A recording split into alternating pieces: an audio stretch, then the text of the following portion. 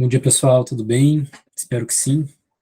Bom, hoje nós estamos aqui para conversar um pouco sobre a teoria política de Spinoza, especialmente lendo os capítulos iniciais desse livro, chamado, não sei se vão conseguir visualizar, mas chamado Tratado Político. A edição que eu recomendo para vocês é uma tradução publicada pela editora Martins Fontes, tradução do Diogo Pires Aurélio, com a revisão do Homero Santiago, que são dois excelentes especialistas no autor que a gente vai estudar. Tá? Não confundir esse texto, que tranquilamente poderia ser lido de maneira complementar, chamado Tratado Político, com este outro texto, um pouco mais, de lombada um pouco mais grossa, né? E chamado Tratado Teológico Político. Também tem uma excelente tradução pela mesma editora, pelo Diogo Pires, feita pelo Diogo Pires Aurélio.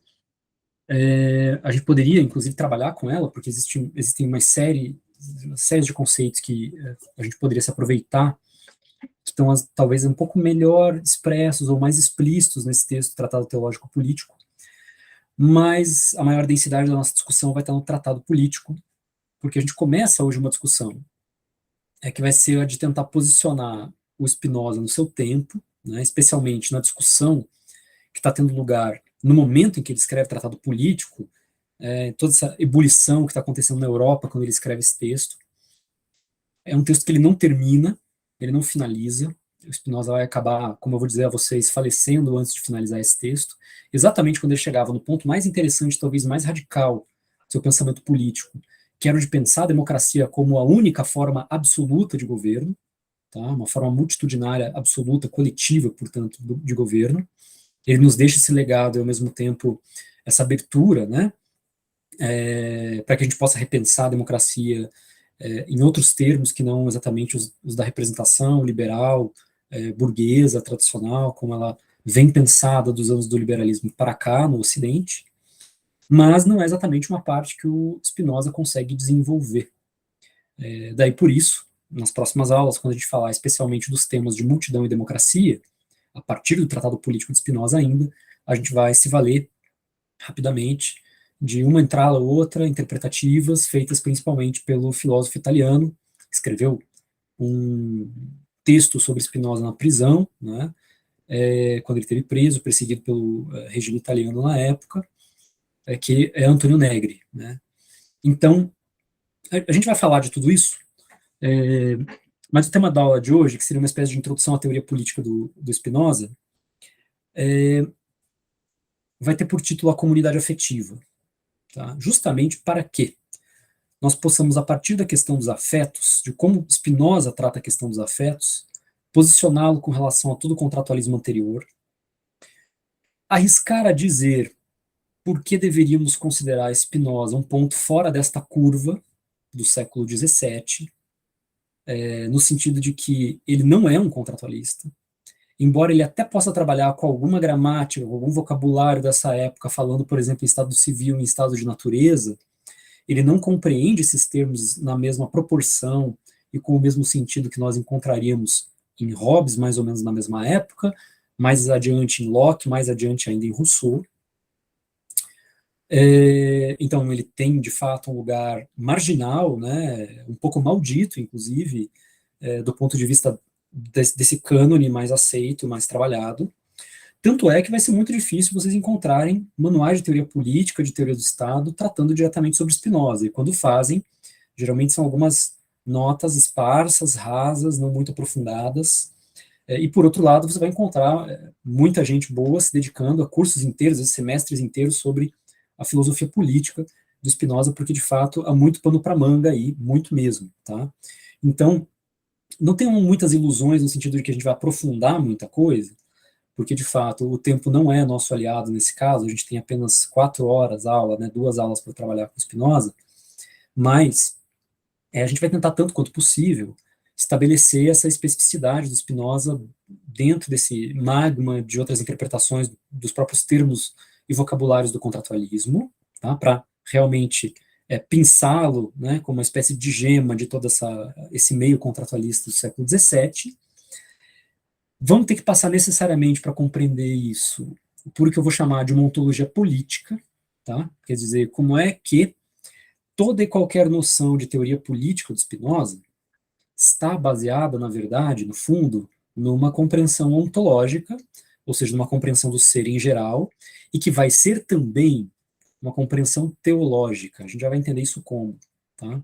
Não tem nada da transcendência, por exemplo, dos cristãos aqui, nem da filosofia cristã medieval, nada disso. Spinoza vai ter uma compreensão muito diferente da noção de Deus, vai inclusive ser acusado e perseguido em função disso, vai ser relemizado, né, vai ser expulso da sua igreja. Ele era judeu, eu já falo desses traços biográficos que realmente são importantes aqui no caso do Spinoza. Então ele vai ter uma noção de Deus bastante diferente, e exatamente sobre essa noção de Deus, que muitos conceitos que nos interessam, como o de direito natural, por exemplo, ou o de Estado civil, como é que o Estado civil pode ser pensado como uma configuração de Estado de natureza, a própria noção de associação política ou de direito comum que vão decorrer desses conceitos, dependem em larga medida disso que eu estou chamando aqui de uma ontologia política, tá certo? Então, feita essa brevíssima introdução, de tentar mostrar mais ou menos qual é a grande articulação que a gente vai fazer, e a gente vai fazer isso em duas metades, tá? Hoje, talvez uma metade um pouco mais pesada, um pouco mais densa, e na aula que vem, uma segunda metade um pouco mais aplicada e tentando engendrar mais essas tensões, especialmente entre Spinoza e Hobbes.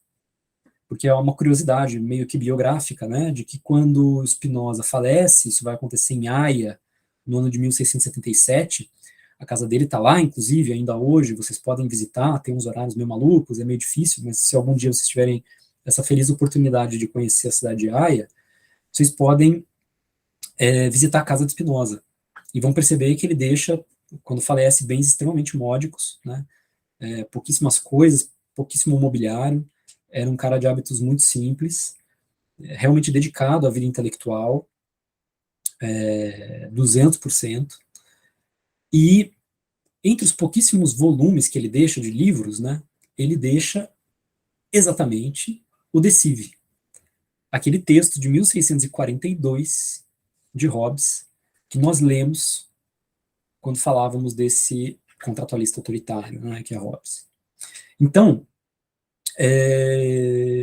faz todo sentido que a gente recupere algumas noções, porque tem muita coisa de Hobbes que Spinoza vai aproveitar à sua maneira, como, por exemplo, o próprio conceito de direito natural, decorrer da potência, ou seja, ser equivalente à extensão da potência de um corpo, mas tem muita coisa em Hobbes, por exemplo, a sua caracterização essencialmente negativa da noção de multidão, como um coletivo meio de guerra, né, que Spinoza vai, claro, com várias tensões internas, porque isso não é tão simples, mas ele vai retomar de uma maneira um pouco mais positiva, embora o próprio conceito de multidão no Spinoza tenha uma certa flutuação, né? Existem momentos históricos, né, em que ele está escrevendo, e os momentos históricos o inspiram a dar uma figuração um pouco mais positiva para o conceito de multidão, e existem outros momentos em que ele vê a multidão como uma espécie de turba absolutamente arrastada e serva das paixões, dos afetos, né, completamente irracional e, portanto, violenta, perigosa, né, alguma coisa que realmente deveria nos inspirar um certo medo. Tá? O que eu teria a dizer é que Spinoza é um autor maravilhoso, é o tipo de autor que tira qualquer um do buraco, e é exatamente por aí que a gente vai ler. Então vamos lá, deixa eu compartilhar aqui minha tela com vocês, para que nós possamos começar. Geralmente quando eu falo de Spinoza, hoje a gente vai falar basicamente disso aqui, né? Fazemos uma introdução, falamos brevemente da sua biografia, tentamos situar o que é o seu gesto anticontratualista, tá? Então, tentativa de situar Spinoza no século XVII, dentro de uma imensa produção do contratualismo. Alguém que se coloca como um ponto fora desta curva aqui. Tá? Então, em que sentido, quais são os grandes traços que nós poderíamos sistematizar para entender a posição de Spinoza vis-à-vis o campo em que ele atua. Segundo, a sujeição dos afetos. Tá? Esse conceito de afeto vai nos ajudar bastante a entender o que Spinoza está dizendo, que é a natureza humana, tá? Porque ele, de fato, vai ser um grande crítico dessa discussão contratualista mainstream aqui, sobre a natureza humana, sobre como a razão poderia domar os afetos e por aí afora. Fazemos uma breve discussão que ainda está dentro desse vocabulário contratualista, né, tentando compreender a partir da ontologia política de Spinoza o que é o estado de natureza e o que é o direito natural para ele. Tá? E aqui a gente vai, talvez, empregar um pouco mais de tempo, porque são conceitos que talvez não sejam imediatamente intuitivos para nós. Aqui a gente vai ter que trabalhar um pouquinho conceitualmente. Tem um comentário extremamente importante, né, que é sobre como é que Spinoza vê uma diferença clara entre moral e ética, e é realmente um imoralista sob esse ponto de vista, mesmo antes de Nietzsche, né, é alguém que vai inspirar Nietzsche nesse sentido até certo ponto, como o próprio Nietzsche vai reconhecer, no sentido de que Spinoza dizia que a moral, na verdade, é um efeito de uma série de ideias inadequadas sobre a realidade, de ideias imperfeitas, de ideias parciais, de noções mutiladas sobre o real. Ela, portanto, deveria ser abolida por uma espécie de beatitude na qual se assentaria uma ética. E essa ética, como veremos, belíssima, é uma ética dos corpos, dos encontros, da possibilidade de composição entre eles, e, portanto, é algo que já se apresenta com, já é um campo de experiência, né, natural, que já se apresenta como um campo de experiência imediatamente político, tá? Compositivo, se vocês quiserem, composicional. E, por fim, a gente comenta os conceitos de Estado Civil e direito comum, mais ou menos como é que ele vai entender uma coisa e outra. Não é que falaremos disso de maneira definitiva e abandonaremos esses conceitos, mas eles são importantes para que a gente possa retomar a discussão sobre multidão e democracia lá para frente. Eu vou começar, como eu sempre começo as aulas sobre Spinoza, com um rapidíssimo poema do Borges, que está aqui reunido nessa coleção, nessa coletânea da Companhia das Letras, que é toda a poesia do Jorge Luis Borges, esse importantíssimo escritor argentino, e é um poema justamente que leva o nome de Spinoza, chamado Baruch Spinoza, que é o seu nome hebraico, né? E que diz basicamente o seguinte: bruma de ouro, o ocidente alumbra a janela. O assíduo manuscrito aguarda, já repleto de infinito. Alguém fabrica Deus entre a penumbra. Um homem engendra Deus. É um judeu, de tristes olhos e pele citrina. O tempo o leva como um rio perdeu, uma folha na água que declina. Não importa. O feiticeiro insiste e lavra Deus com geometria delicada. De sua enfermidade, de seu nada, segue erigindo Deus com a palavra. O mais pródigo amor lhe foi outorgado, o amor que não espera ser amado. Esse poema belíssimo de Borges, que não era exatamente um poeta, embora escrevesse bastante poesia, ele é mais conhecido pelas suas obras em prosa, já nos dá uma espécie de retrato espiritual desse filósofo com o qual a gente entra em contato, que é Spinoza. Alguém que se dá ao trabalho de, num texto magnânimo, como veremos, né? E eu realmente recomendo esse texto, A Ética, nessa belíssima publicação da editora mineira Autêntica, dedica todo um livro para pensar a questão da ética a partir do conceito de Deus, mas vai pensar esse conceito de Deus muito diferentemente daquilo que é um Deus transcendente próprio da tradição judaico-cristã. Então nós chegaremos a isso ao falar sobre esse conceito aqui de Deus, ou seja, isto é, a natureza. Tá? Vamos falar desse naturalismo de Spinoza, que é realmente bonito. Então, Spinoza nasce em 1632, na cidade de Amsterdã, capital da Holanda, né, dos Países Baixos, e vai falecer em 1677 na cidade de Haia, como eu já havia mencionado. Por esses dois marcos temporais, você consegue perceber que Spinoza foi relativamente contemporâneo de dois filósofos muito importantes, que renovaram, de fato, a maneira de se pensar filosoficamente em modernidade, cada um à sua forma, né, e que também eram pensadores totais, né, pensadores que não se dedicaram exclusivamente à filosofia como uma disciplina apartada, por exemplo, das matemáticas ou da física. Pelo contrário, fizeram uma série de avanços, de progressos e de desenvolvimentos dentro desses outros campos bastante problemáticos das ciências em geral, das ciências biológicas, muitas vezes. Estou me referindo aqui a Descartes, um filósofo racionalista francês importantíssimo e muito influente na época de Spinoza. Spinoza comenta, né, especialmente, durante toda a sua obra ele comenta Descartes, faz menções a ele, mas tem um livro em especial que parece ser dedicado, né, como uma espécie de crítica também, de tentativa de desenvolver o pensamento cartesiano em novos sentidos, que é o Tratado sobre a Reforma do Intelecto. E, por outro lado, o Leibniz, né, que vai ter uma importância gigantesca, por exemplo, no desenvolvimento do cálculo diferencial em matemática, vai ser um dos grandes filósofos do período barroco, vai desenvolver noções até hoje muito influentes dentro de algumas linhagens, por exemplo, a teoria social, que é a noção de mônada, por exemplo. Enfim, essa trinca, né, foi uma trinca que Spinoza, Descartes e Leibniz, foi uma trinca que meio que viveu no mesmo período, se leu mutuamente, se criticou mutuamente, e isso levava, às vezes, a uma série de disputas, de problemas e tudo mais. Mas Spinoza nasce dentro de uma família judia de origem portuguesa, né?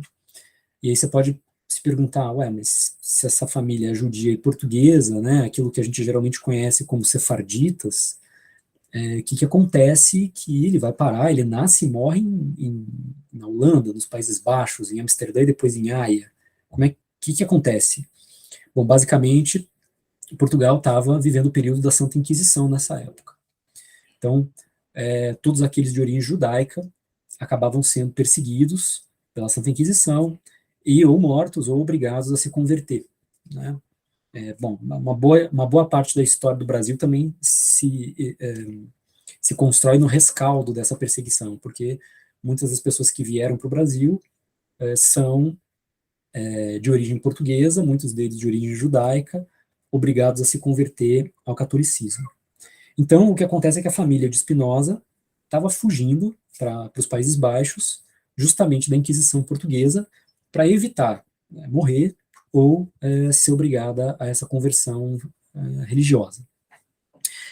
Spinoza é tido como um filósofo racionalista, completamente avesso a qualquer tipo de superstição, e exprimia algo desse racionalismo, muitas vezes na maneira que talvez vocês achem um pouco quadrada, mas é de uma certa beleza, né, de lapidação, isso que aparece um pouco no poema de Borges, que é o modo geométrico de expor as ideias. Se você pegar um livro como, por exemplo, A Ética, né, de Spinoza, e eu vou aqui só tomar como exemplo, você vai perceber que o livro é bastante definido em partes, né, mas cada uma dessas partes é dividida internamente, a partir de uma demonstração que vai dos elementos mais simples para os elementos mais complexos, como se você tivesse, de fato, fazendo uma demonstração geométrica, né? Quer dizer, começa dos pontos você passa para como é que os pontos se relacionam, para as linhas, para as figuras geométricas mais complexas, para o 3D, né? Para o 4D, como a galera gosta de dizer, enfim, para essas formações mais complicadas. Então você vai perceber que o primeiro texto, quer dizer, as primeiras linhas da ética, são dedicadas à definição de Deus, né? Então, se abre com uma série de definições, causa de si, substância, atributo, modo, Deus, coisa livre, coisa coagida, necessidade, etc, etc, etc. A essas definições se seguem axiomas, ou seja, axiomas como se fossem dogmas, né? Que podem ser extraídos, retirados logicamente das primeiras definições, e esses axiomas originam, portanto, proposições. Proposições que podem ser não apenas enunciadas, mas que exigem algum tipo de demonstração, né? E as demonstrações vão, então, fazer remissão àqueles elementos mais simples da demonstração geométrica, né? Então, vão trabalhar dentro desse plano de evidências lógicas que estão sendo construídas dentro do enunciado. Isso é uma característica de exposição muito própria da ética, né? Agora, Spinoza não era uma pessoa muito fácil, né? A família dele, de origem judaica, de origem portuguesa, sai de Portugal, vai para Amsterdã, de maneira que ele nasce lá. Em Amsterdã, ainda hoje, tem uma sinagoga belíssima e que é caríssima de entrar, que é a sinagoga portuguesa de Amsterdã, que a família Spinoza vai frequentar. E na data de 27 de julho de 1656, ou seja, né, Spinoza tinha lá os seus 23, 24 anos de idade e já estava aprontando, ele acaba sendo punido pela Sinagoga Portuguesa de Amsterdã com o herém. O que é o herém? Né? É um anátema. É o equivalente na Igreja Católica da excomunhão. Tá? E esse anátema, pesadíssimo, né, uma espécie de maldição lançada sobre o sujeito, que ao mesmo tempo o retira da ordem da comunidade judaica. Então, eu vou ler rapidamente esse herém para que vocês tenham ideia da gravidade, né, que é ser, veja bem, dentro de um país que tinha lá suas guerras religiosas, né? A Holanda nessa época, os Países Baixos nessa época não eram assim um mar de rosas, mas ao mesmo tempo a liberdade religiosa era uma coisa boa para os negócios. Então eles tentavam manter uma certa ordem do pessoal, uma certa tranquilidade para que todos pudessem professar suas crenças, embora a gente fosse saber de perseguições religiosas mais tarde, por exemplo, de protestantes contra católicos e por aí afora. Né? Isso tudo gerou uma série de feridas civis, né? Que hoje acho que já estão um pouco mais curadas. Mas, enfim, era um cenário de um pouco mais não era um cenário de perseguição tão intensa quanto se tinha em Portugal, um pouco mais de liberdade religiosa, portanto, tanto é que existe uma sinagoga portuguesa em Amsterdã ainda hoje, né? E exatamente esse anátema, nesse herém, que é pronunciado contra Spinoza em 27 de julho de 1656, quando Spinoza tinha 23 anos, 24 anos incompletos, que diz basicamente o seguinte: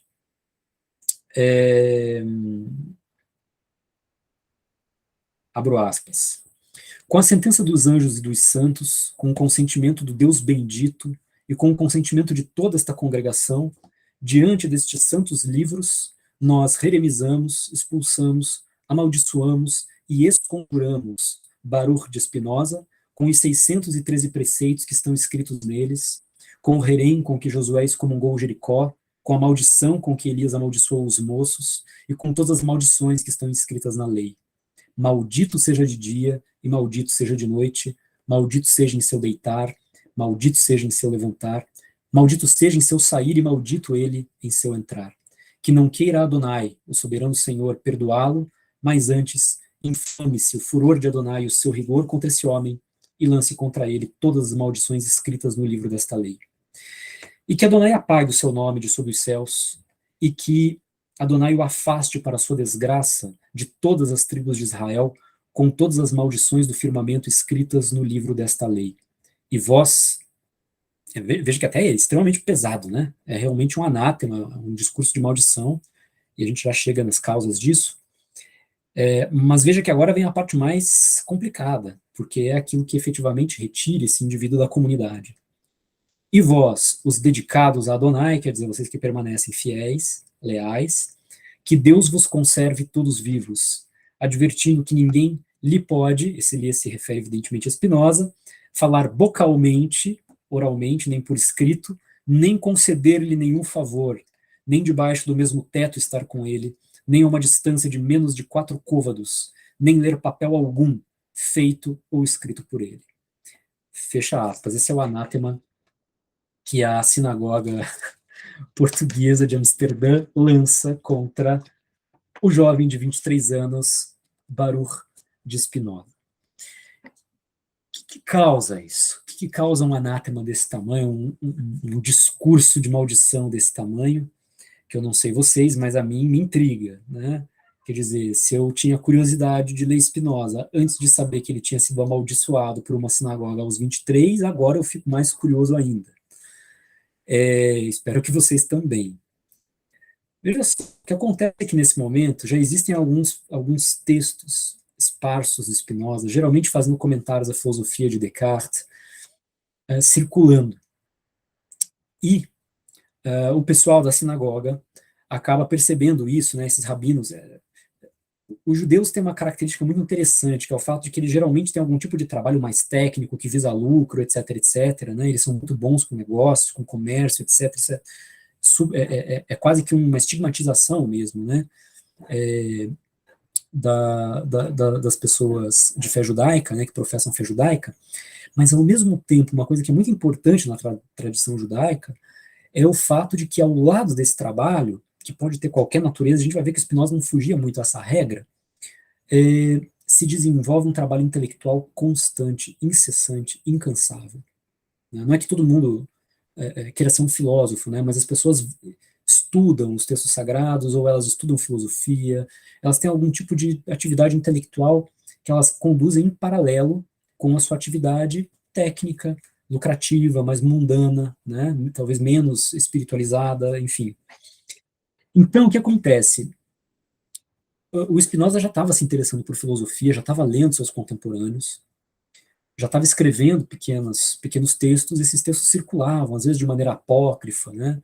Às vezes ali no boca a boca, e os rabinos da sinagoga acabaram percebendo que Spinoza começava a falar de Deus como não um ser transcendente, né, que estaria para além desse mundo, mas sim como algo imanente a essa realidade.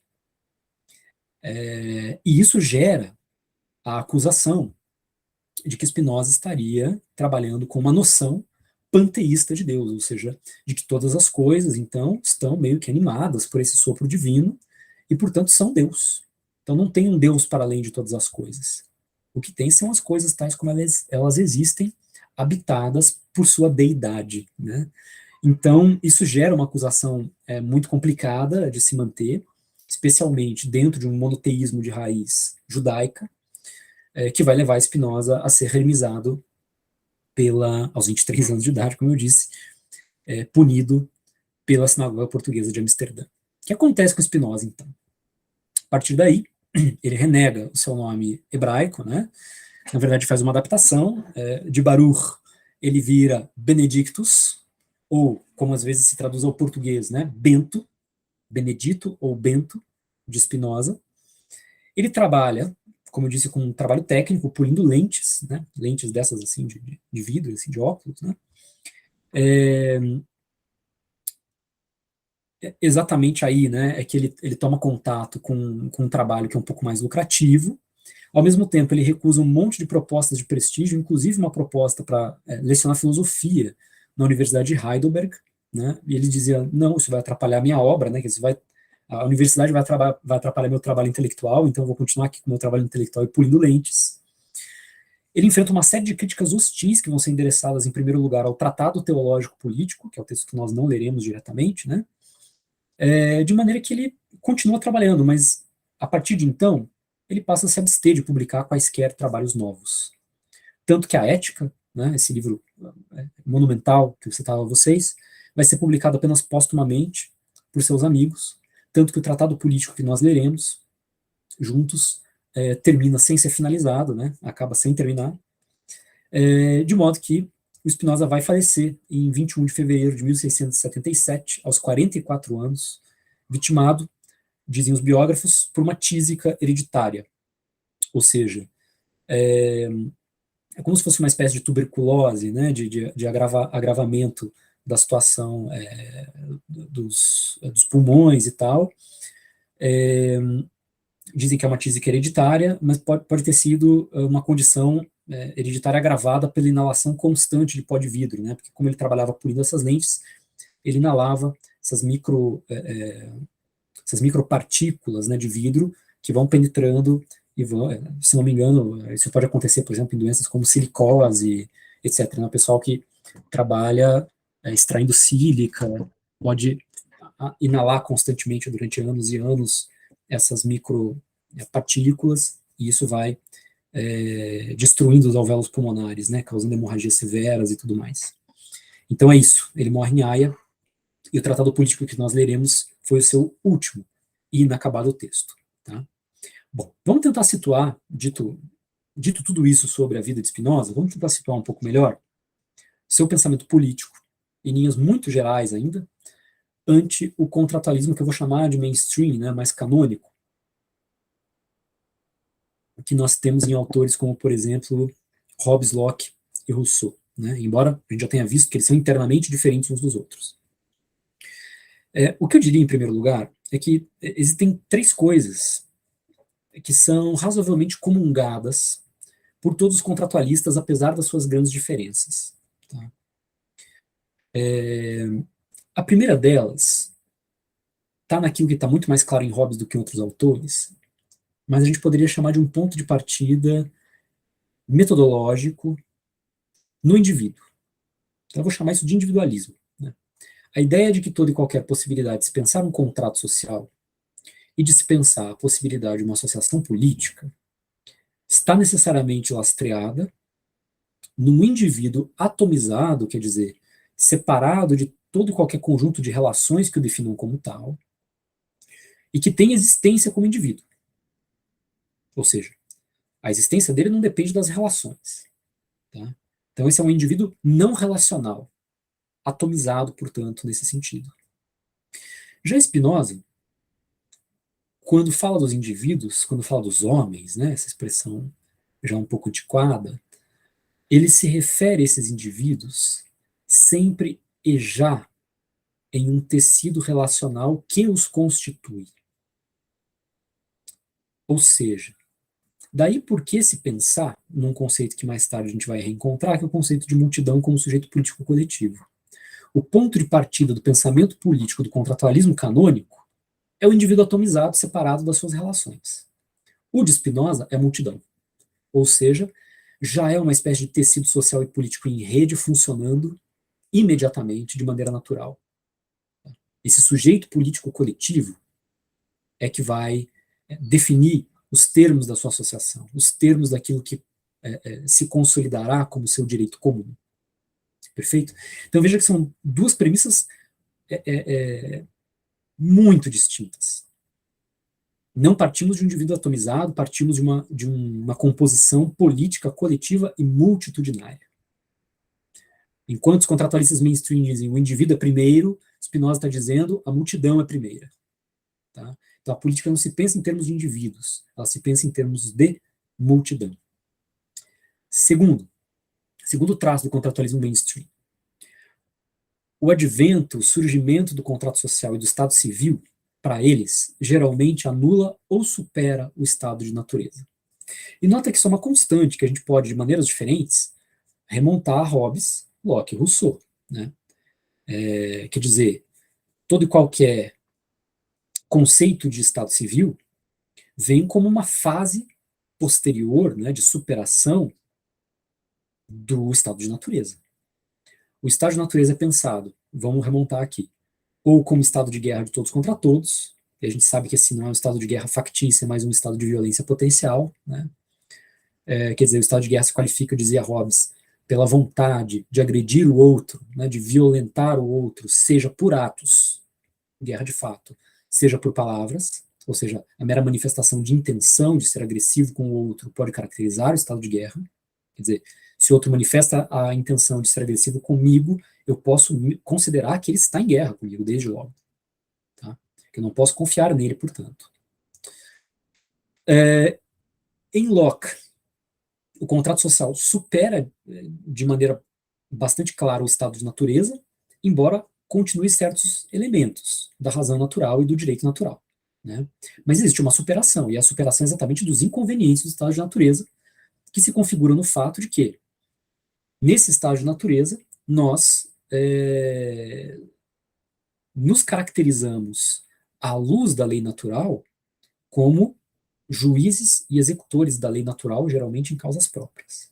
E isso gera uma série de inconvenientes que só vão ser superados no Estado civil, na medida em que tenhamos juízes que sejam terceiros, superiores, imparciais e com poder de atuar para pacificar as controvérsias. Locke. Em Rousseau, existe um estado de natureza a ser relativamente anulado, né, que é um estado de independência primária, né, de independência precária, que é essa dada pelo fato de que no estado de natureza nós nos encontramos livres porque nós estamos sós e, portanto, não devemos nada a ninguém do ponto de vista moral ou do exercício da nossa liberdade. Daí porque, né, o próprio Rousseau vai dizer, essa liberdade é uma liberdade pobre, paupérrima, primária. Nós só vamos nos tornar efetivamente homens, né, seres humanos e sujeitos morais na medida em que nós ingressarmos em sociedade. Aí sim, entramos na cena da liberdade politicamente qualificada. que é essa que vai ter que levar a vontade geral em consideração e os limites que a vontade geral impõe. Então veja, de certa maneira também existe aqui uma espécie de retomada de algo que está lá no estado de natureza, porque todo o problema do rousseauianismo, como nós vimos no contrato social, né, pelo menos, era esse. Como é que eu vou reencontrar lá no estado, lá na sociedade civil, no estado civil, a mesma liberdade que eu encontrava no estado de natureza? E liberdade aqui significava autolegislação, quer dizer, estar numa condição tal, relacional ou não, em que eu não tenho que obedecer a mais nada, a não ser a lei que eu formulo para mim mesmo. Tá? E é possível fazer isso do ponto de vista da solidão primária do estado de natureza ou da associação política, da soberania política popular que vai ser construída no republicanismo de Rousseau. Já por outro lado, Spinoza diz uma coisa completamente diferente. Ele diz: o estado civil não anula e não supera o estado de natureza. Nós nunca saímos do estado de natureza. Essa cisão, portanto, entre natureza e civilização, natureza e cultura, natureza e cidade, se você quiser, não faz sentido nenhum. Olha que interessante o que Spinoza está dizendo já no século XVII. Uma coisa que os antropólogos só vão questionar mais recentemente, assim, meados para frente do século XX, que é justamente essa partição, essa cisão que ainda nos marca, que é uma marca do Ocidente, do pensamento moderno, entre natureza e cultura. E Spinoza está dizendo, não, existe um Estado civil? Sim, existe, mas ele é uma reconfiguração, é uma remodulação, é uma modulação própria, específica do estado de natureza. Então, todo e qualquer estado civil no qual nós nos encontremos é sempre já um estado de natureza configurado de uma certa maneira. Nós jamais abandonamos o estado de natureza. Não há como negar a natureza. Tá? E já vamos entender esse conceito de natureza também. Terceiro traço. No contratualismo mainstream, a gente vai encontrar uma clara aversão desses autores pelos afetos, pelas paixões, que vão ser tratadas geralmente como vícios da natureza humana. Eles vão, na verdade, advogar por uma espécie de superioridade ou de supremacia da razão sobre os afetos. Ou seja, os afetos são algo que as paixões são algo que nos dificulta o laço de sociabilidade, a apreensão e a introjeção do limite, e, portanto, nos dificulta a conviviabilidade social. Então, esse é um ponto importante aqui. Né? São vícios. Lembre-se, por exemplo, do Locke dizendo isso de maneira clara. Né? Os homens, eles são racionais, eles geralmente, de direito, pelo menos, eles conseguem entender o que é que a lei natural impõe a eles. Né? Conserve-te a ti mesmo e, ao mesmo tempo, o resto da humanidade, tanto quanto possível, né? Desde que isso não seja contraditório com você se autopreservar. Muito bem. Agora, o fato é que, quando se trata das questões particulares, diz o Locke, estes homens são apaixonados, e as paixões geralmente são más conselheiras para a tomada de decisão. Então, esses homens, quando vão agir como juízes executores da lei natural em todos os casos, em todas as controvérsias, em controvérsias que são suas, eles se excedem, eles abusam. E isso é que gera todo o problema. Isso é que gera situações particulares de guerra, né, que não é um estado generalizado para Locke, como era para Hobbes, né? Já Spinoza vai dizer o seguinte, não, na verdade a natureza humana é exatamente isso, é um produto de um equilíbrio entre razão e afetos. Então não há superioridade da razão sobre os afetos, nem dos afetos sobre a razão. Nós somos seres de razão? Sim. E a gente está falando de um filósofo que é um racionalista, Spinoza é um racionalista. E nós somos também seres de afetos, seres de desejo. Perfeito? Não há como advogar a ideia contratualista canônica de que uma maximização da razão poderia nos levar a cancelar a importância ou o peso que os afetos têm na constituição da nossa natureza. Esse é o argumento de Spinoza. As ideias só correspondem a outras ideias. As paixões só podem anular outras paixões. As imaginações só podem anular outras imaginações. Então é simplesmente acelerado querer imaginar que uma ideia racional e adequada possa rasurar um afeto, ou que um afeto possa cancelar uma ideia. Então, a gente já vai ver como é que isso se comporta efetivamente, essa discussão está muito mais, se não me engano, no livro 4º da Ética, do que aqui, mas vai ser importante. Tudo bem, então a gente entendeu esses grandes traços, né, que diferenciam a teoria política do contratualismo mainstream e que nos deixam falar em um anticontratualismo spinozano. Quer dizer, o Spinoza está um ponto fora dessa curva do contratualismo como forma geral de se pensar a teoria política moderna, né? Ao menos no século XVII. Como é que vai ser, então, a sua filosofia política? Bom, em primeiro lugar, acho que o grande gesto de Spinoza nesse ponto está no fato de que ele recusa as filosofias políticas quiméricas, ou seja, filosofias políticas que são utópicas, que são concebidas, geralmente como os liberais, os modernos faziam, a partir de uma ideia de natureza humana que não existe em lugar nenhum, que é desprezadora dos afetos, que despreza as afecções do corpo, que anula os corpos, né? E que despreza também o papel que os afetos exercem no sentido de aumentar ou diminuir a potência de agir de um corpo. Que basicamente, para o Spinoza, o afeto tem essa relação muito corpórea, né? Ou seja, a nossa potência de agir e a nossa capacidade de compreensão da realidade é afetada pelos encontros que a gente tem. Então, se a gente está triste, se os nossos afetos são tristes, se nós estamos padecendo, ele usa essa expressão que é belíssima, né, de uma paixão triste, lembre-se que paixão vem de patos, e patos vem justamente da origem à patologia, né, doença, a essa ideia de você padecer, né, de uma paixão. Então você pode apaixonar-se de maneira negativa, né, e isso vai diminuir a sua potência de agir. São as depressões, né? Vai diminuir sua potência de imaginar, de entender a realidade, de ter ideias adequadas sobre a realidade que te cerca. E por outro lado, as afecções alegres, os afetos alegres, os encontros que são produtivos, eles fazem exatamente o contrário. Eles aumentam a potência de agir. Eles aumentam a capacidade de entender a realidade, né? É aquilo que nos anima.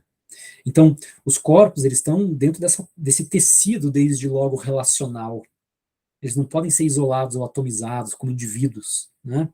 E eles estão sujeitos, portanto, a constantes flutuações. Nós estamos sujeitos a constantes flutuações de potências de agir, ou seja, aquelas que dizem respeito ao nosso corpo, aquilo que o nosso corpo pode fazer ou não fazer, e de pensar, ou seja, a potência da nossa mente, né? Os afetos que a condicionam, afetos de alegria ou afetos de tristeza, afetos que potencializam a nossa compreensão ou que produzem uma diminuição da nossa capacidade. Tá?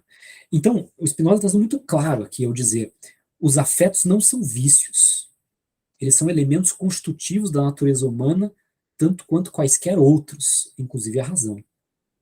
E é isso que faz, para ele, da filosofia política um saber prático, e não uma especulação abstrata. Portanto, Spinoza é um anticontratualista porque ele está afirmando aqui com toda clareza, não é que a razão não seja importante, você vai ver que ela é extremamente importante, mas ela não é superior a nada. Ela tem o seu papel e a sua função. A política não é deduzida de uma suposta natureza humana, abstrata, imaginada, metodologicamente prefigurada, de acordo com aquele contratualismo mais canônico. Mas sim, ela vai se basear naquilo que está mais de acordo com a própria prática.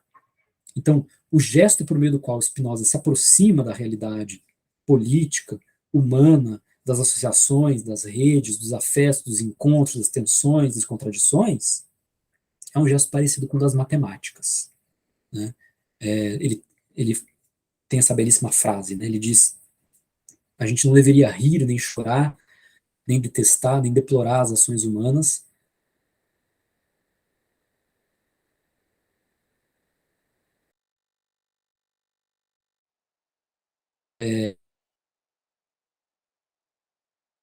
simplesmente é uma pedra realista.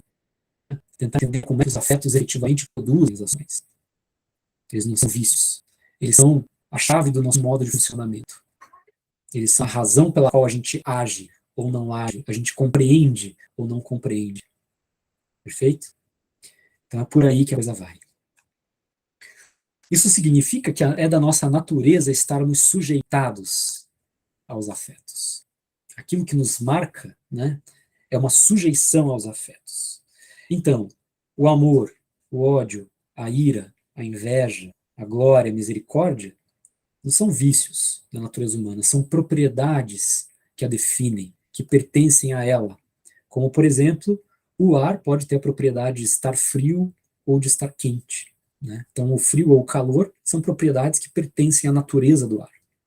Assim, os afetos são propriedades que pertencem à natureza humana. Por isso que na ética, Spinoza dirá que os homens estão sujeitos aos afetos. E diante dos afetos, a razão e a persuasão da religião nada podem. Nada podem. A razão pode reprimir e moderar os afetos, mas quem imagina que todo mundo pode viver apenas segundo a razão, e não segundo suas paixões, suas inclinações, seus desejos, estes, diz Spinoza, sonham com uma fábula. E essa fábula se torna tanto mais preocupante quanto na medida que ela é extrapolada para o problema do Estado. Quando as pessoas passam a pedir de uma natureza humana idealizada, abstraída, apenas imaginada, que nada tem de real, as causas e os fundamentos naturais do Estado. Spinoza é claríssimo. Diz ele, as causas e os fundamentos naturais do Estado não devem ser pedidos, não devem ser solicitados nos fundamentos da razão. Eles devem ser deduzidos da natureza e da condição comum dos homens. Portanto, nós estamos aí próximos de uma definição que vai ter que partir de uma ontologia. Vai ter ideia, não apenas da natureza humana, mas de como é que essa natureza humana está inscrita na natureza como um todo. Que tecido relacional é esse que nos cerca e que nos constitui como humanos.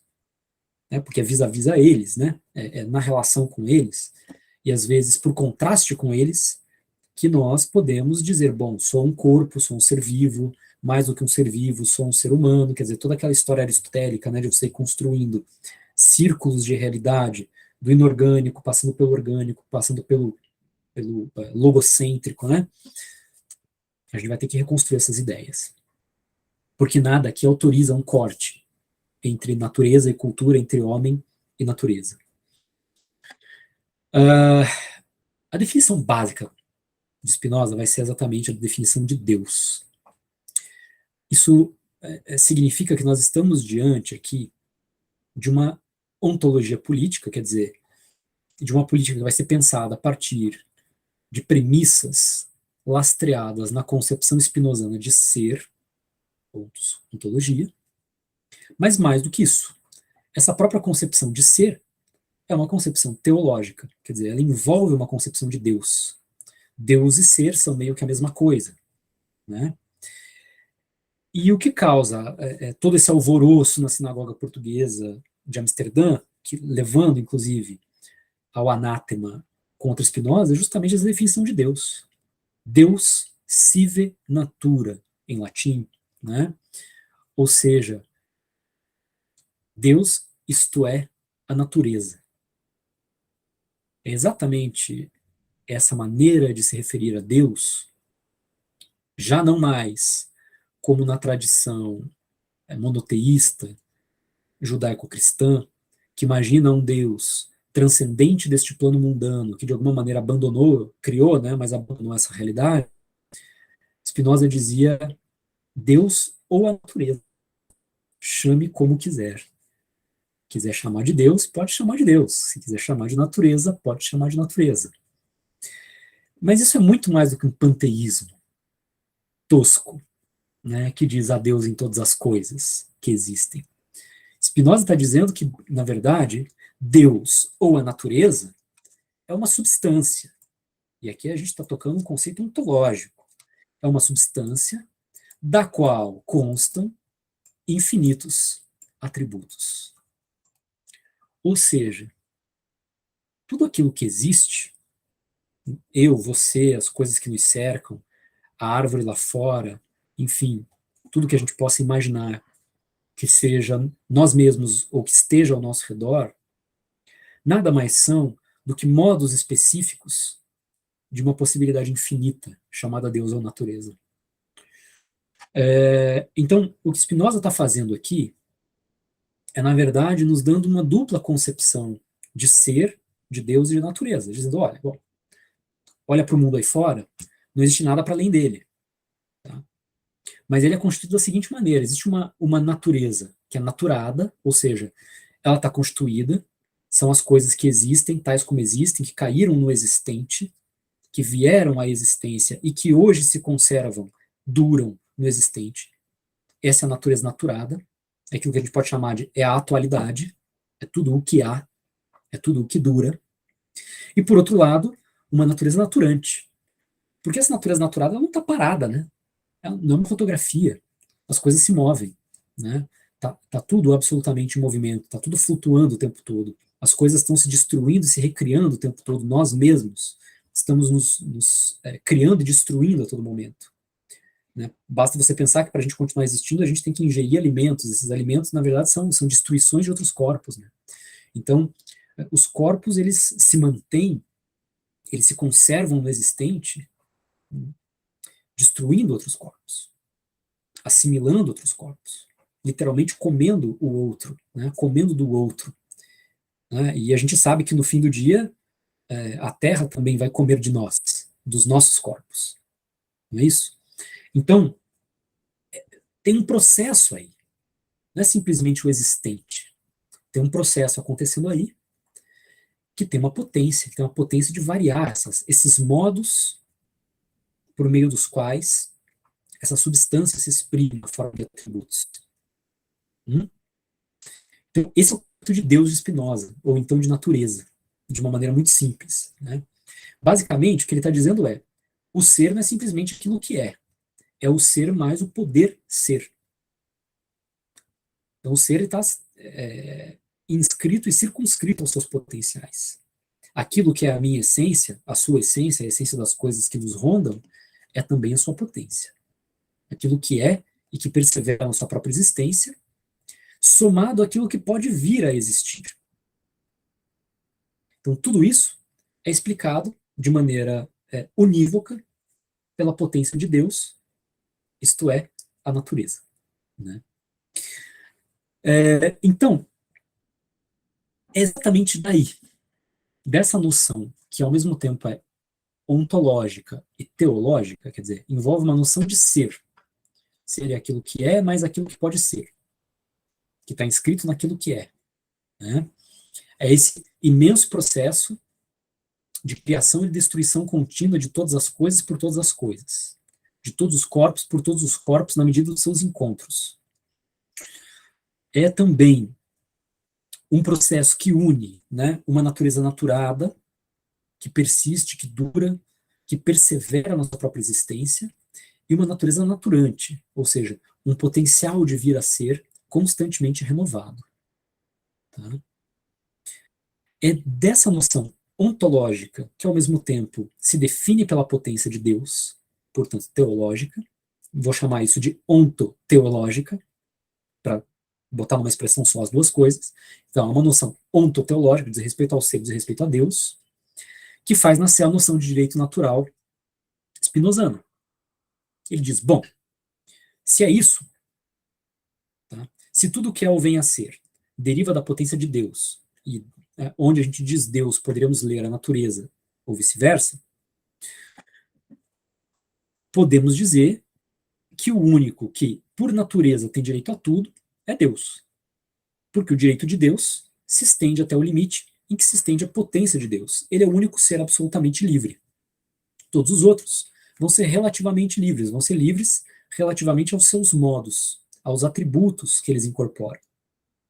Né? Então, as coisas naturais, elas vão ter tanto direito quanto potência tiverem para existir e para operar de acordo com a potência de Deus. O primeiro direito que deriva daí é precisamente o direito de nós perseverarmos no nosso próprio ser. É isso que Spinoza vai chamar de conatus, ou desejo. E a ideia aqui é muito básica, né? É que a única coisa que é causa de si mesma é Deus. Deus causou a si mesmo, né? Ele é a origem, a fonte de si mesmo e de todas as demais coisas. Mas nós temos uma espécie de causalidade, ou melhor, de desejo, de conatos, que está voltado a nós mesmos. Então, tudo aquilo que existe, nós incluídos aí, os homens incluídos aí, se esforça, tanto quanto está em si, para perseverar no seu ser. E é basicamente isso, né? Eu gosto muito da expressão de um fisiólogo do século XIX chamado Bichat, que definia o vivo da seguinte maneira: ele dizia: o vivo nada mais é do que o conjunto o orgânico, né? Viver, o vivente, nada mais é do que o conjunto de funções fisiológicas que resistem à morte. Ou seja, isso define o existente, né? Viver é um conjunto de funções que resistem à morte. Ora, viver é, portanto, esforçar-se, tanto quanto você está em si, para perseverar na própria existência, para perseverar no próprio ser, para resistir, portanto, ao seu desaparecimento, à sua subtração, ao seu apagamento, ao seu cancelamento. Mas Spinoza não diz só isso. A essa noção de conatos, belíssima, ele diz: esse esforço, né, de cada coisa, tanto quanto está em si, por perseverar no seu ser, esse esforço, precisamente, é o que define a sua essência. Então, aquilo que nós somos não é uma identidade qualquer, é uma potência de durar, é uma potência de nos conservarmos, é uma potência de nos mantermos. Na verdade, é esse esforço ativo de perseverar na nossa própria existência, de perseverar no nosso próprio ser. Bom, disso deriva um direito de existir e de agir conforme se esteja naturalmente determinado. Nos homens, especificamente, Spinoza dirá que o desejo é a sua essência. Portanto, ele é tanto um composto de afetos quanto de razão, e é em função desse balanço às vezes desequilibrado entre razão e afetos, que ele age, porque o desejo é a sua essência. Aquilo que faz o homem esforçar-se por perseverar na sua própria existência, no seu próprio ser, aquilo que constitui a sua essência, é o seu próprio desejo. Daí porque um autor de que eu gosto muito, vocês sabem, o Gilles Deleuze, em Spinoza e o problema da expressão, vai retomar uma frase que está no início da Ética, está lá pelo meado da Ética, na verdade. Spinoza se pergunta o seguinte, ele transforma numa pergunta o que Spinoza afirma, né? Spinoza diz: não sabemos o que pode um corpo. Não sabemos o que pode um corpo. Veja, com essa frase, Spinoza está desafiando a tradição metafísica, porque basicamente os filósofos metafísicos eram espiritualistas, né? Eles estavam preocupados com a alma, com o espírito, como é que essa parada se constitui, como é que essa coisa se prova, como é que funciona. Spinoza diz: não, mas a gente deveria estar voltado para o físico, para o corpo. Ele é que vai ser o centro da ética, para os afetos que o compõem, e que às vezes o decompõem, às vezes o destroem, às vezes destroem partes dele, arrancam partes dele, o decompõem. Por outro lado, essa noção, não sabemos o que pode um corpo, poderia ser reformulada, como Deleuze faz, sob a forma de uma pergunta: o que pode um corpo, já que nós não sabemos o que pode um corpo? A resposta a essa pergunta, diz Deleuze, é exatamente o conceito de direito natural. É direito natural aquilo que um corpo pode, ou seja, aquilo que está na ordem da sua potência, aquilo que está envolvido pelo seu desejo, pelo seu esforço de, tanto quanto você estiver em si, perseverar no seu ser. Só que o que Spinoza percebe é que os homens são muito mais conduzidos pelo desejo cego do que pela razão. Então, o que define o direito dos homens? Segundo ele, todo e qualquer apetite pelo qual eles são determinados a agir e com o qual eles se esforçam para se conservar. Não importa que os homens o façam pela razão ou pela paixão, Spinoza diz de maneira muito clara: O sábio, ou seja, aquele que se esforça por meio da razão, usando a razão como meio, se esforça tanto quanto o idiota, aquele que é o apaixonado, né? Que usa da ignorância como meio para se esforçar na sua própria existência. Os dois se esforçam em igual medida. Diferentes, mas em igual medida. Ninguém se esforça mais do que ninguém. Está todo mundo se esforçando com tudo o que tem, com tudo aquilo que a natureza lhes determinou. Então, em outra passagem do Tratado Teológico Político, Spinoza vai dizer, bom, nós não podemos pedir a um leão que se comporte como um gato de estimação. Exatamente porque não é da sua natureza. Ele não está determinado naturalmente a se comportar como um pet, né? Ele não diz isso, evidentemente, mas estou aqui quebrando a ideia para você. Então perceba, nós estamos naturalmente determinados a nos comportarmos de determinada forma, de certa forma, e esta forma é aquilo que está dado pelos nossos atributos, pelo modo como o nosso ser se exprime. Isto é natural, isto é divino. Pode não ser a coisa mais sábia do mundo, mas mesmo como idiotas, mesmo como ignorantes, estamos nos esforçando por perseverar na nossa própria existência. Essa é a ideia do Spinoza, né? Claro que é muito melhor ser sábio do que ignorante. É muito melhor ser sábio do que idiota. Mas o sábio se esforça tanto quanto o idiota na perseveração. O que a gente tem que entender, portanto, é que não há aqui nenhuma moral. Spinoza não está dizendo ninguém, nada, o sábio se esforça mais, ou é melhor, ou é superior, ou é idealmente, nada disso. O que ele percebe é que os meios à disposição do sábio e do ignorante são distintos, mas cada um é arrastado pelo seu desejo, cada um é arrastado pelo seu prazer. Não está, portanto, em poder de nenhum deles, seja usar sempre da razão, está no nível supremo da liberdade humana, seja se esforçar como um imbecil em todos os momentos. Cada um se esforça como pode, com tudo que tem, por supremo direito de natureza. Essa frase é belíssima, né? Spinoza diz, a natureza nada repugna, ou seja, aqui a gente está tocando o seu imoralismo. A natureza não está nem aí para a moral. Ela não discrimina nada. A natureza não está e nem poderia estar limitada pelas leis da razão humana. Ela se caracteriza, isso sim, pela ordem eterna da natureza, que é exatamente a ordem eterna de Deus, da qual o homem e a sua razão não passa de uma fração, de uma partícula, de uma janela. Então veja, olha por que Spinoza vai dizer que a moralidade é um celeiro de ideias mal formadas. Porque a moralidade está fundada nas leis da razão humana. E as leis da razão humana são parte das leis da integridade, da integralidade das leis da razão natural ou divina. Então o homem jamais vai poder compreender a natureza, jamais vai poder aceitar a natureza tal como ela é, porque a sua moral é demasiadamente humana. É, portanto, muito limitada.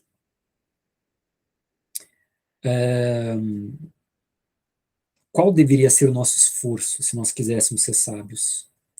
Expandir essas limitações do modo humano de compreensão no sentido de entender a ordem eterna da natureza e não mais julgá-la. Olha que beleza isso. Olha que maravilha, que libertadora essa ideia spinozana. Ou seja, a natureza ela é muito superior à razão. A razão julga a natureza, mas na verdade a razão humana está contida na natureza, é uma expressão da natureza. É uma pequena partícula dela.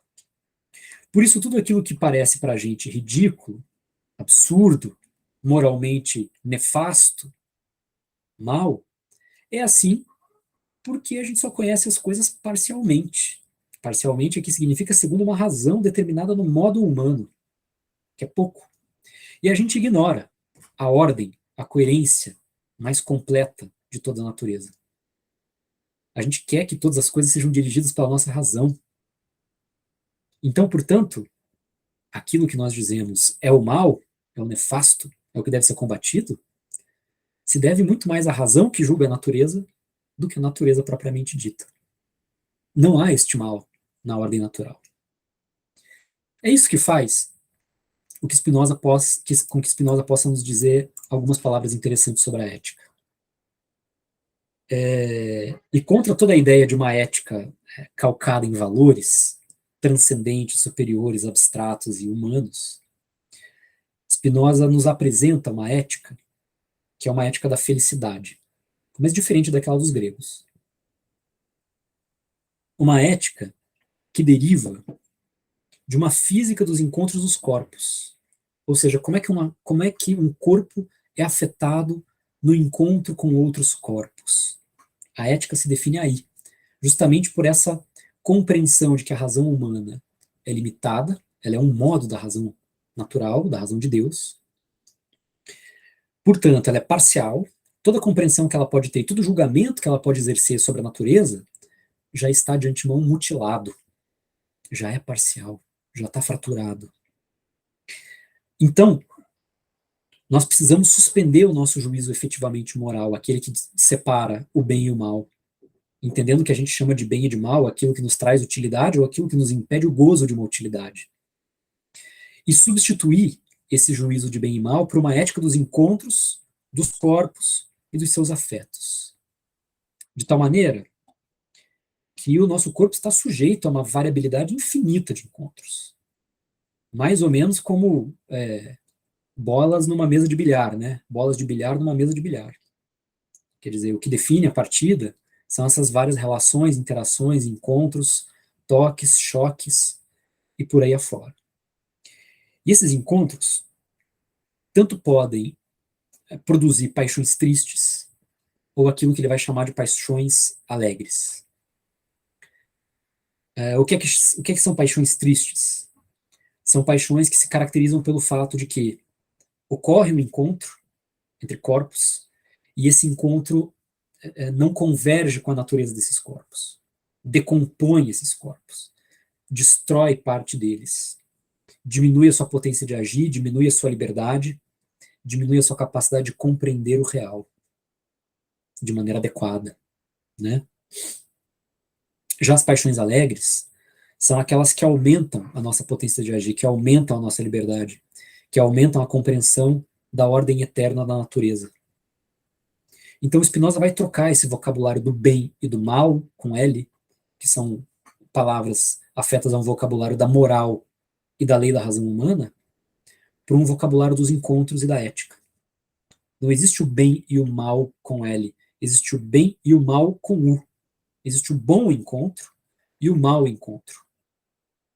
O bom encontro é aquele que me suscita uma paixão alegre que aumenta a minha potência. O mau encontro é aquele que diminui a minha potência, que diminui a minha liberdade. Esses encontros podem ser com pessoas, podem ser com substâncias químicas, podem ser com alimentos, com a dieta, pode ser com o que vocês quiserem, com a arte, com a música, com a pintura, com o que vocês quiserem imaginar.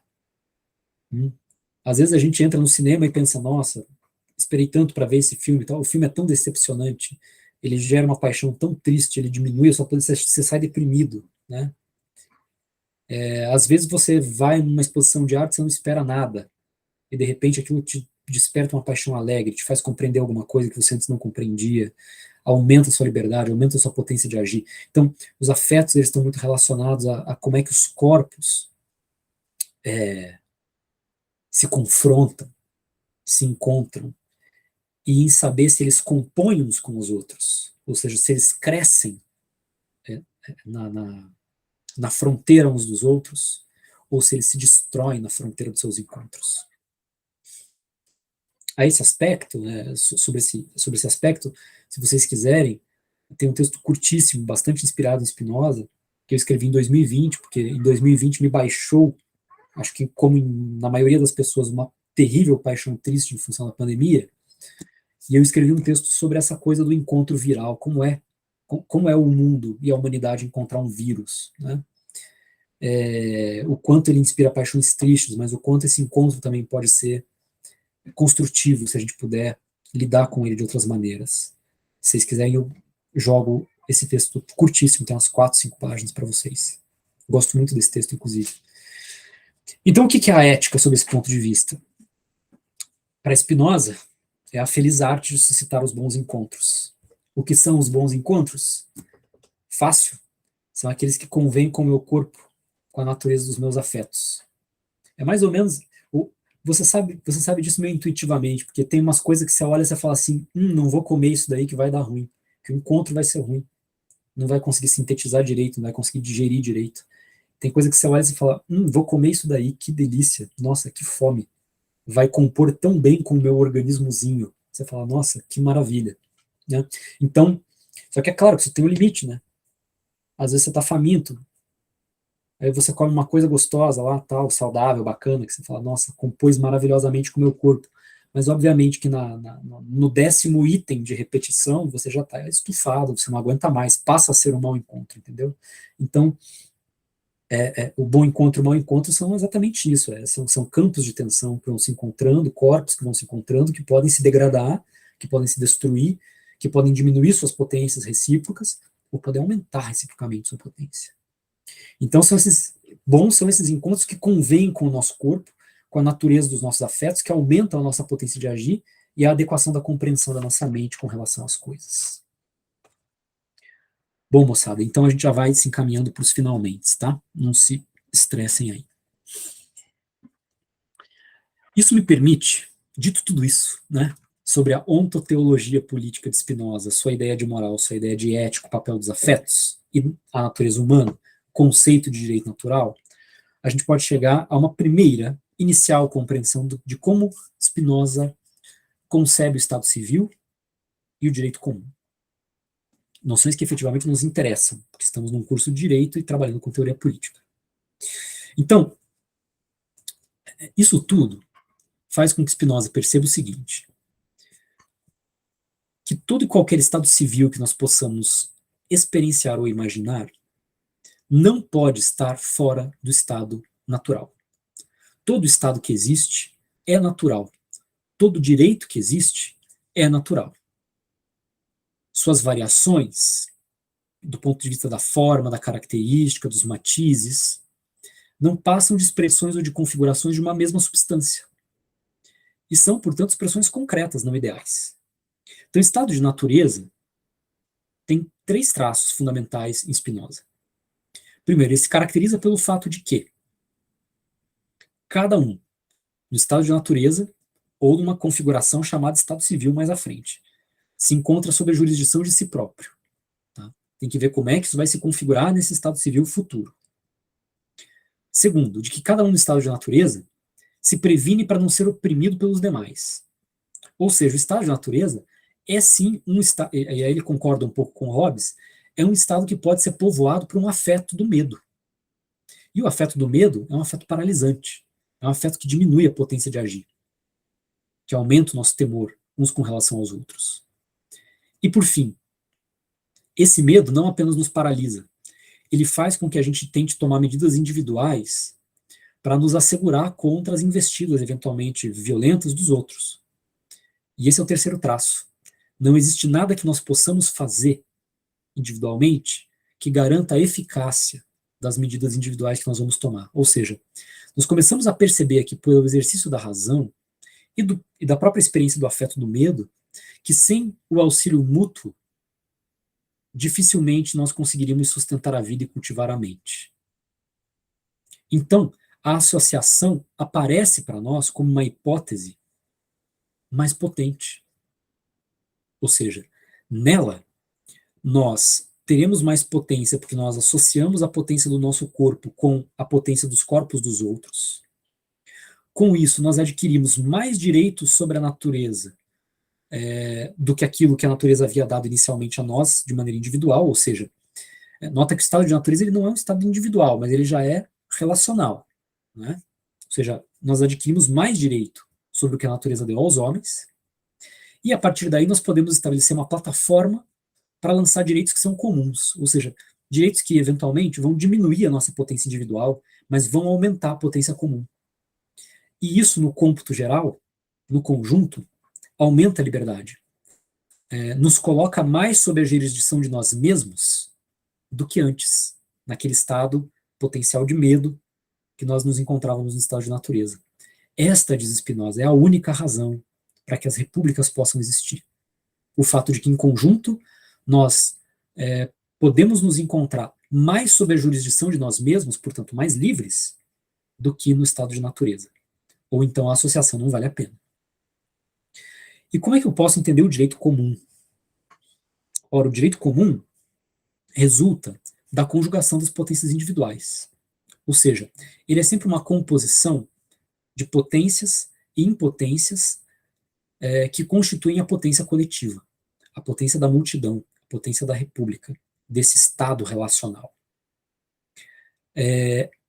O direito comum é também a ordem jurídica pela qual a comunidade organiza esse sistema de potências e impotências que já é o político. Né? Então, o que é o político? É um sistema de composição de potências e impotências. Até que ponto? Tudo bem, a natureza me deu uma certa potência para fazer as coisas, mas até que ponto eu devo exercer esta potência corporal? E será que nós não adquirimos individualmente potências corporais maiores quando a gente participa de uma associação sobre outras coisas, aceitando nos limitar sobre alguns pontos? Ou seja, aí estamos diante daquilo que Spinoza vai chamar de potências da própria multidão. Aquilo que ninguém pode ceder, que ninguém pode transferir, de que não se pode abdicar. É isso que a gente chama de Estado. Então não existe aí uma forma de poder alienada, né, ao Estado. Essa potência da multidão não está definida pelo contrato, ela está definida pela natureza. Não está definida pela razão, está definida pelos afetos. E aí você entende por que o tema da aula de hoje é a comunidade afetiva. Aquilo que está na base, aquilo que é a base natural de todo e qualquer experimento de associação política para Spinoza, são os afetos. É a antevisão de que podemos viver com medo, mas temos a alternativa de nos associarmos e construirmos condições comuns para nos encontrarmos dentro de uma república mais sob a jurisdição de nós mesmos do que antes, do que no estado de natureza.